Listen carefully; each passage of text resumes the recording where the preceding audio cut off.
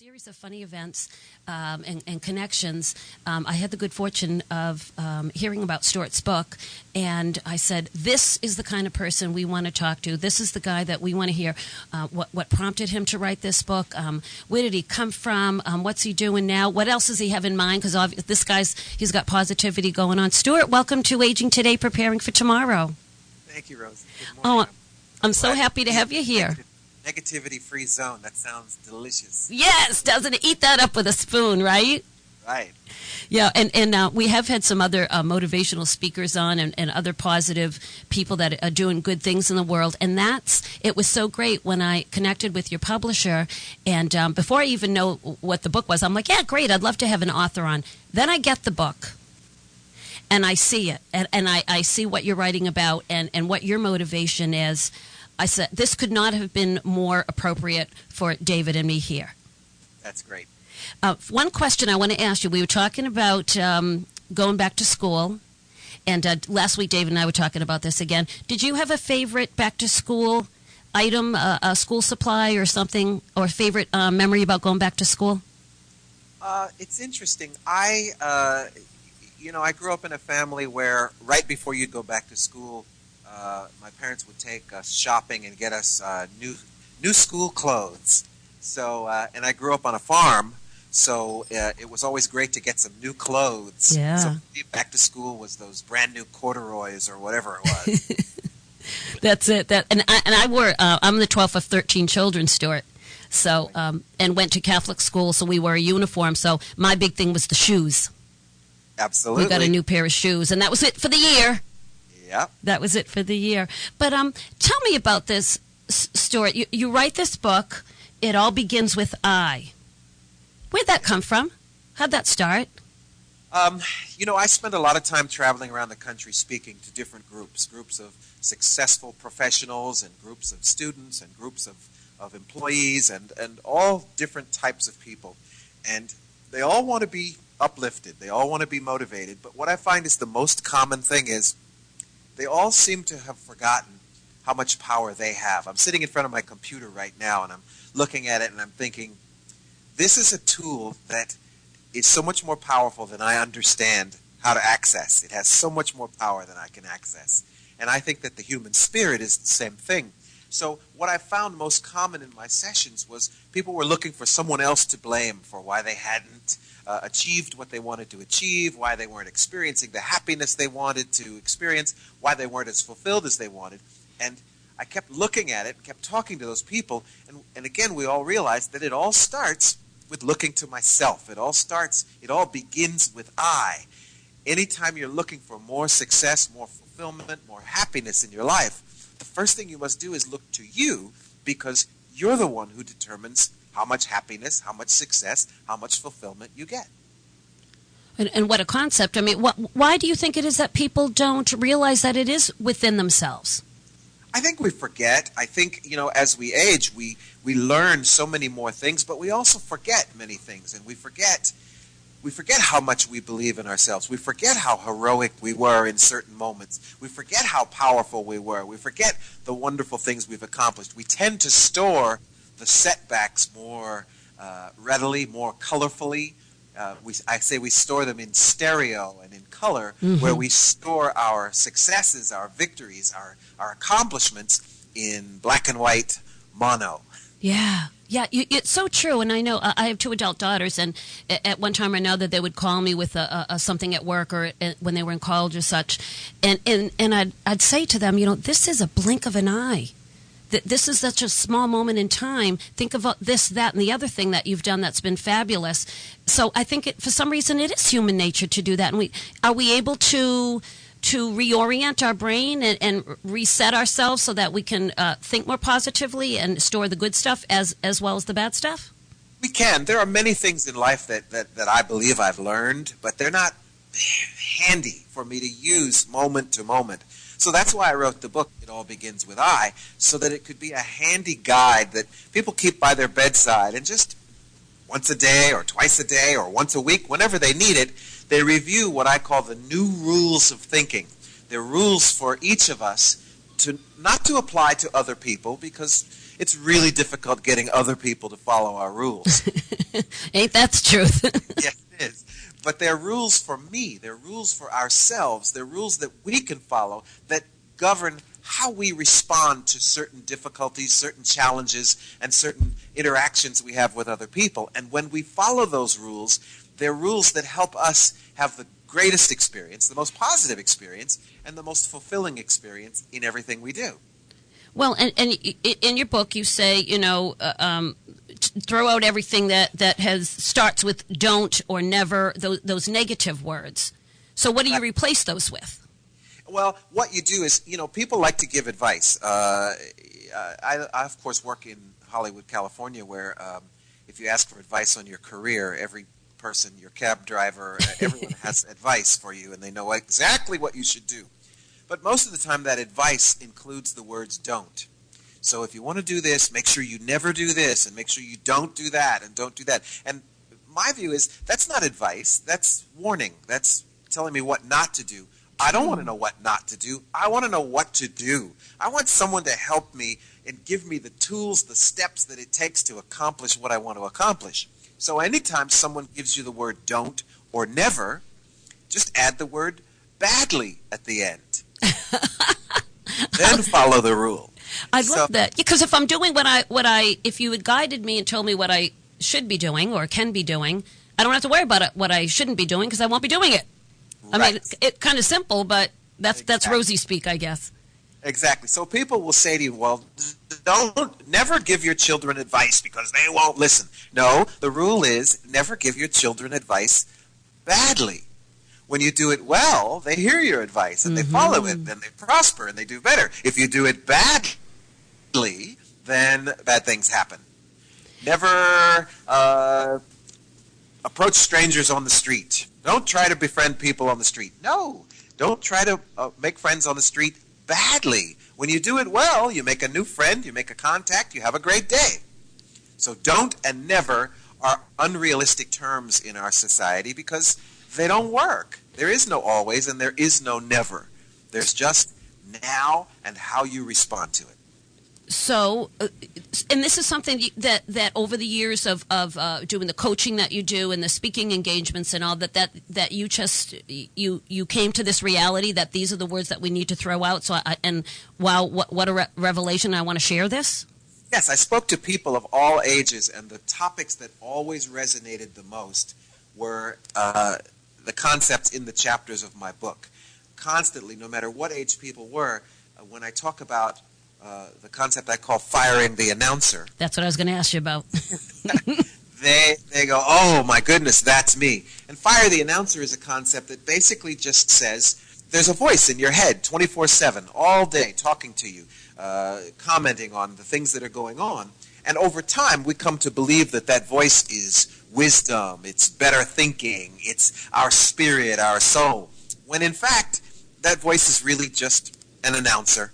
It's just a running commentary on your life, and it's not the place that you find wisdom. It's not the place where you find better judgment. It's simply an announcer, and like in a sporting event, when you're watching the event, you really don't need to hear the announcer tell you what you're seeing. You're seeing it, you're experiencing it, you're feeling it, and in your life, even as your listeners are listening right now, there's a voice in their heads telling them, well, that's true, or that's not true, or Rosie sounds great, or Rosie doesn't sound as good as she usually sounds, or whatever it is they're thinking. And that voice is not us. That voice is the announcer. So the concept is fire the announcer. You don't need that commentary.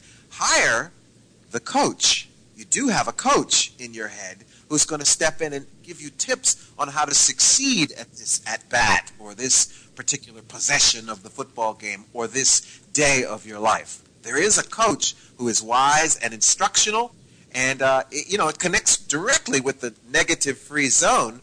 The announcer wants to be negative and tell you what's not possible. The coach is going to tell you how to accomplish what you want to accomplish. How do we empower people to understand and know that there is a coach and that they don't need that announcer? I think maybe for myself, I try to live that way. Try, keyword there. But I don't know. I meet people along the way that I realize they don't even know that there's a coach versus an announcer in their head, and maybe they can tap into that. How do we empower someone to do so?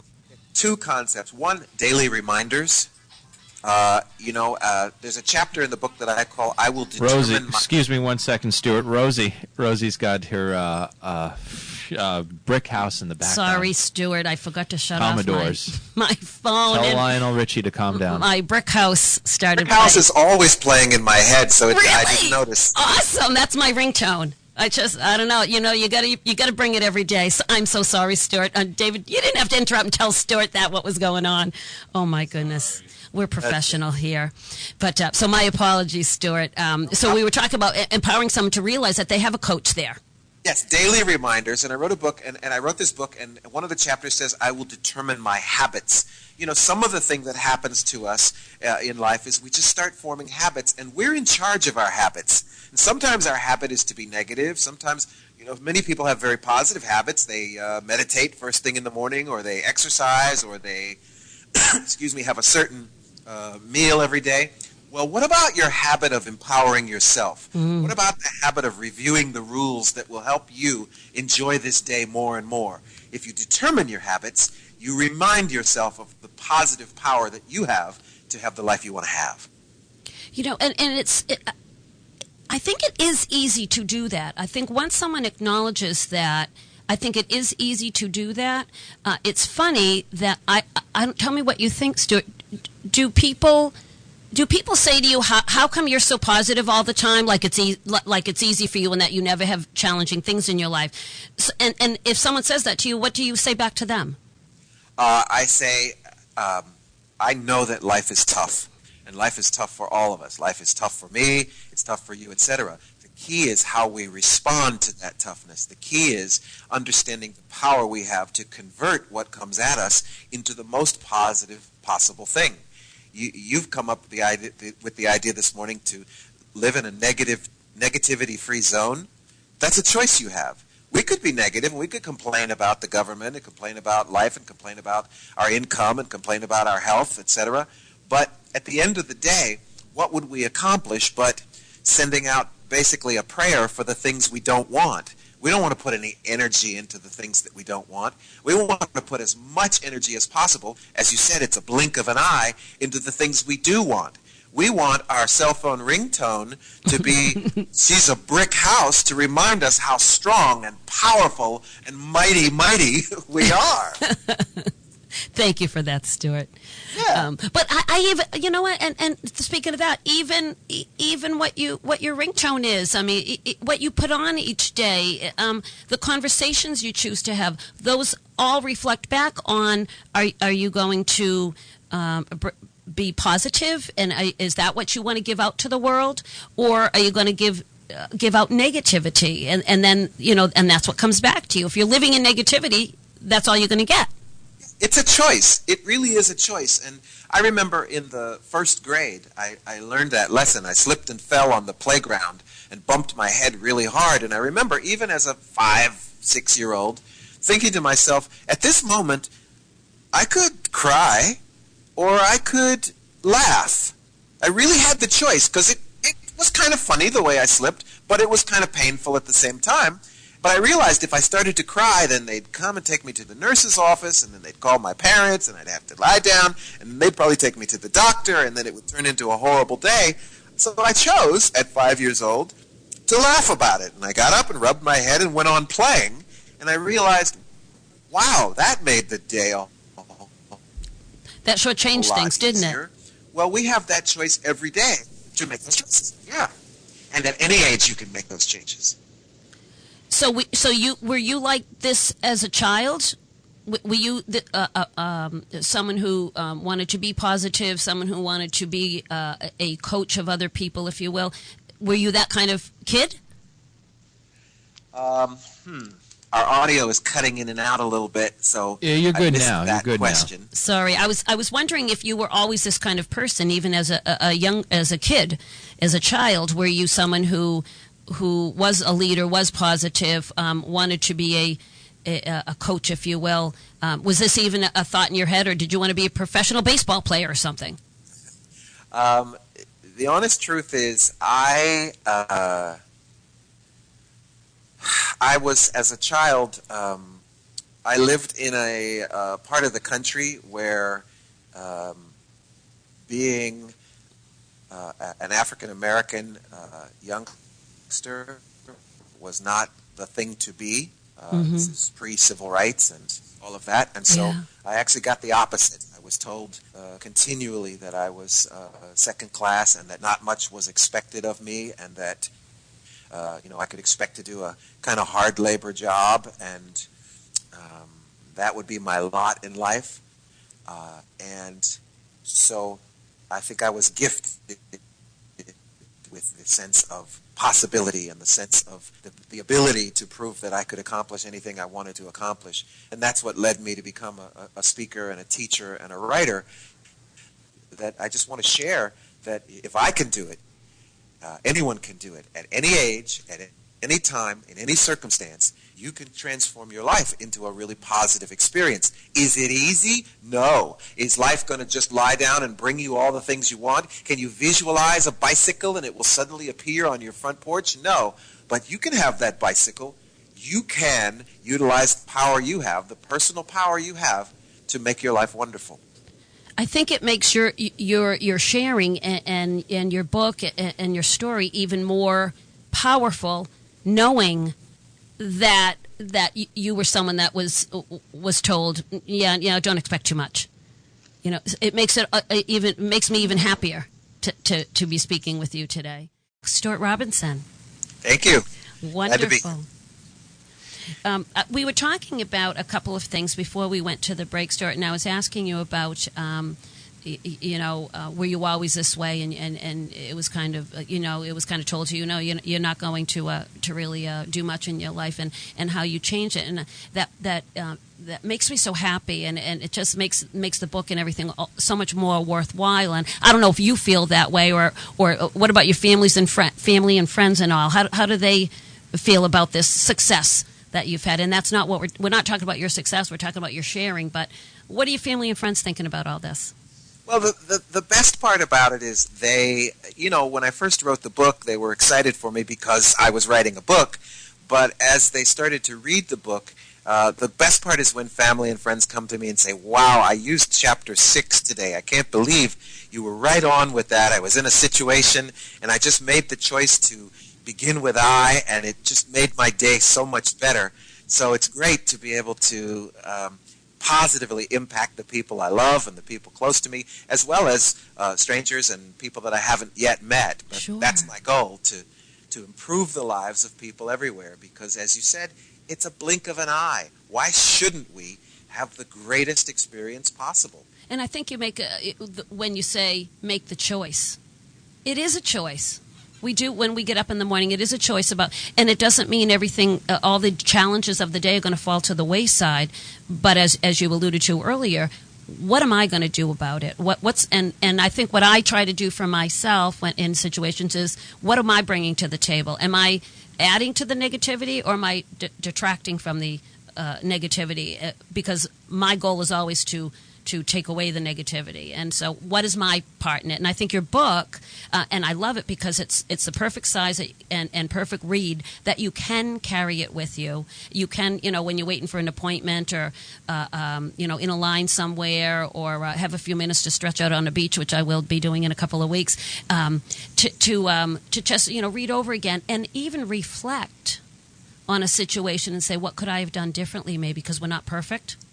Right. Yeah, my publishers at Tallfellow Press did a really smart thing. They included some pages in the back of the book where you can scribble some notes for yourself, some chapters that really resonate with you, so that at any time you can go and find your favorite or your most necessary quotes and captions and statements, and really use them on a day-to-day basis. So it's a handy guide just to remind me. And even for me, who wrote it, I go back and I go, oh yeah, I was in a situation yesterday where I didn't choose my habits as well as I could, or I didn't act from love rather than from fear. It's just a great reminder on a day-to-day basis. Well, I love. Tell me about that, act from love rather than fear. Yes, in life we learn things sometimes by fearing the most negative outcome. And as a result, it causes us to not experience the things that we should. But when we make choices based on our passion, based on what we love, we still are conscious of the dangers and the things we need to watch out for, but we act from a more passionate, less reserved, less closed place. And as you know in your life, when you approach things from an open, passionate point of view, they're just always better experiences. Totally. Totally. I know it's funny, some of my colleagues in this area, they'll say, Rosie thinks way outside the box. Here's the box, way over there's Rosie. So because, yeah. And I think that's my theory is, let's just try it. Let's just, here I am having Stuart Robinson on my radio show. Here I have a radio show. Who knew? Right. You just never know what's going to come around the corner, but be open to the possibilities. Right. We could complain about the things that go wrong. We could say, the technology, we could have said earlier, the technology, doggone it, this. But at the end of the day, it's a gift that we have this technology. It's right. a gift that we have this time together. So we focus on the positive parts, and we focus on our reaction. We could let that technology take us down a level and be grumpy through the rest of this conversation. But what good would that do us? And you have so many lives to touch that you need to be at your best. Today, you, Rosie, need to be the best you can possibly be so that you can impact more and more lives and send more people on a positive journey today. And at the end of the day, you've made your mark on the world. It's funny you say that about making it more positive. A few weeks ago, I was having some significant car trouble, and had the car in the shop and all. And I said, I'm having some car repair opportunities because there's people who don't have a car.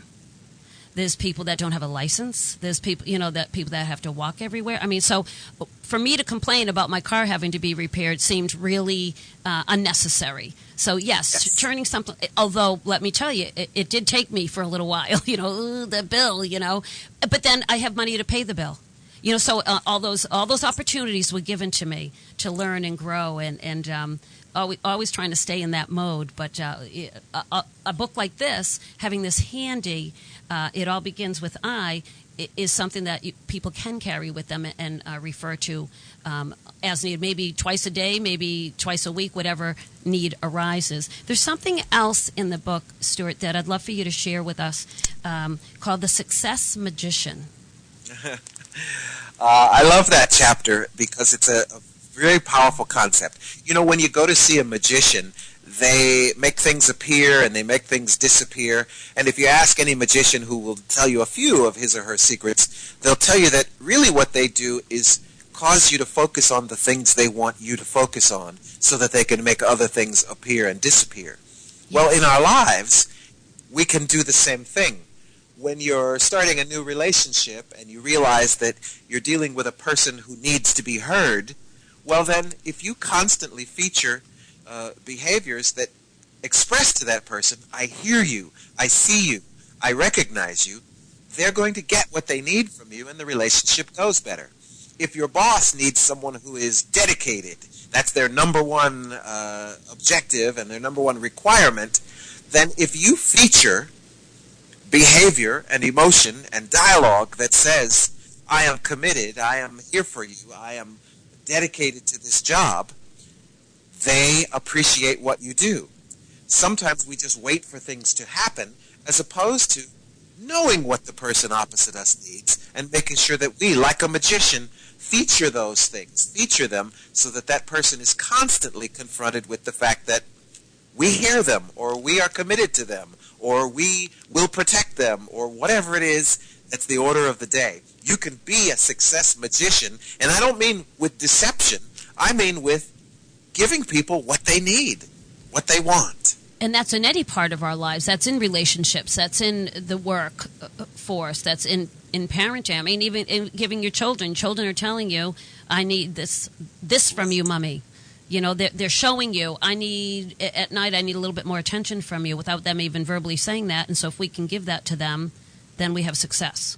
Exactly, constantly. And sometimes it's more attention, sometimes it's less attention. Sometimes it's help, and sometimes it's just telling them that they can do it on their own.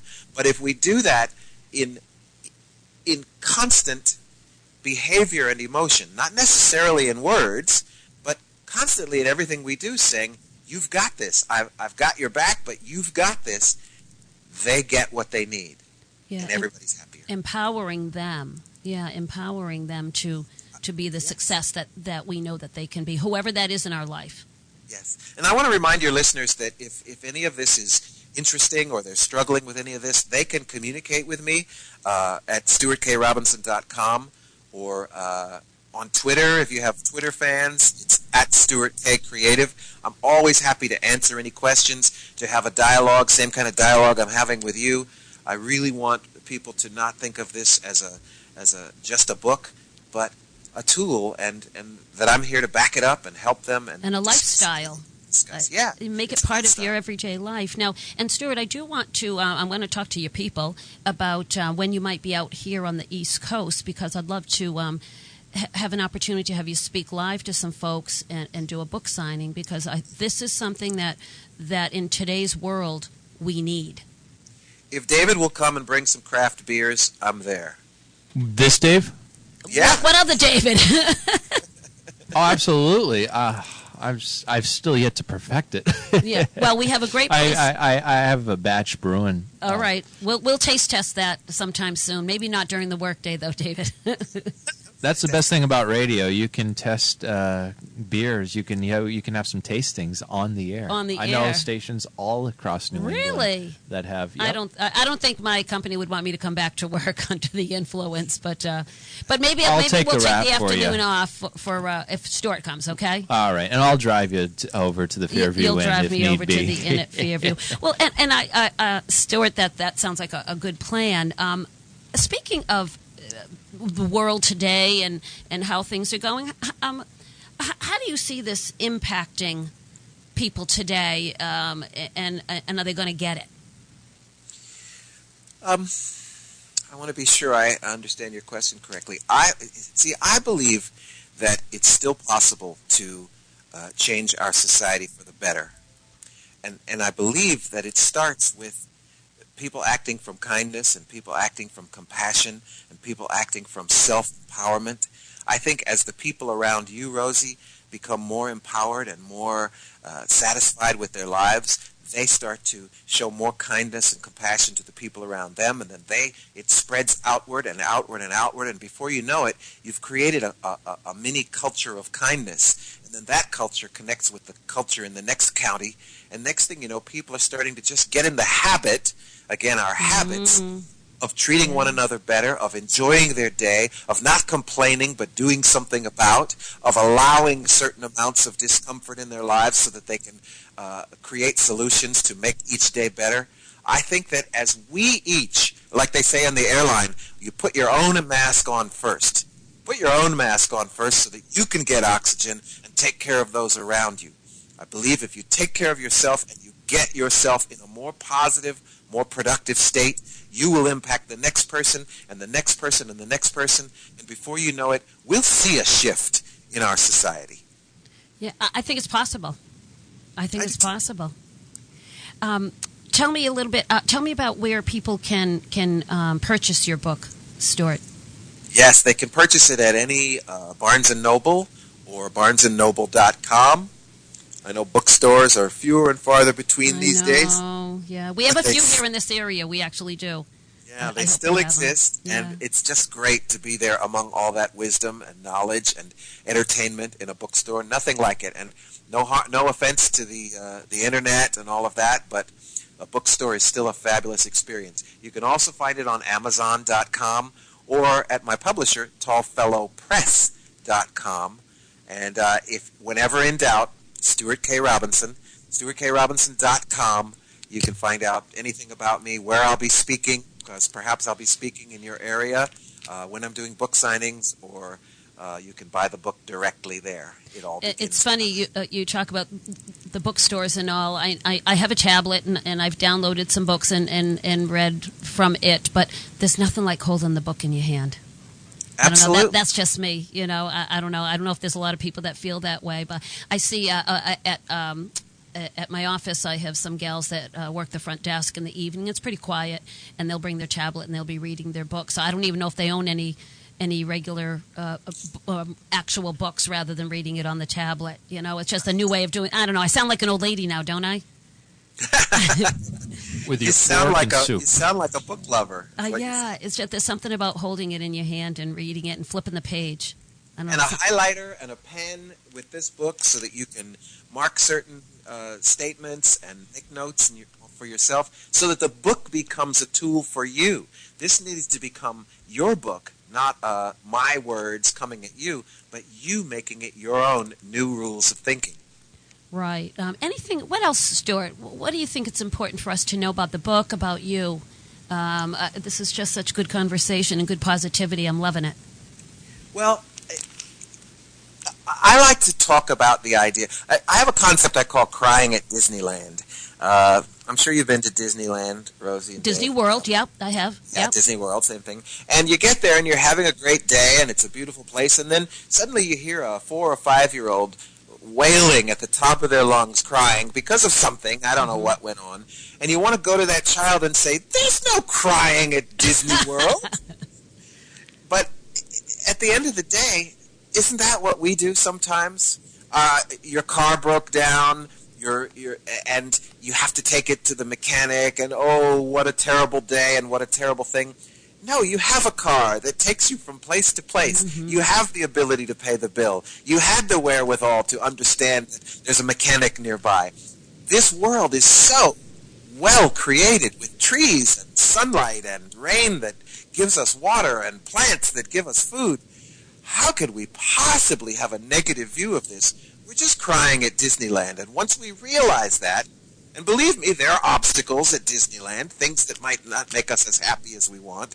But in the long run, the whole world was created for you to have the best possible experience. And I'm not just talking to the listeners. I'm talking to you, Rosie and Dave. This can be the best day of your life if you just decide that it's going to be.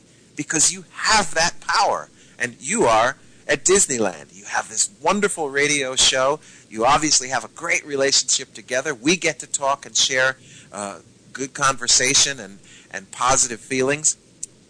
What at this moment could be better? What could be better? Best day of your life, right now. Bam.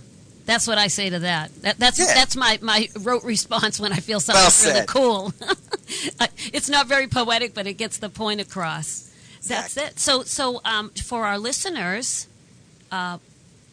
what's something they can start today? If they don't have your book in their hand yet, they've listened and they said, you know what? I want to be that person. I don't want to cry at Disneyland. I want to have positivity. What do they start with? Yeah, I'm going to suggest that they start with a very simple rule. I will believe in myself, and I will convince others to do so.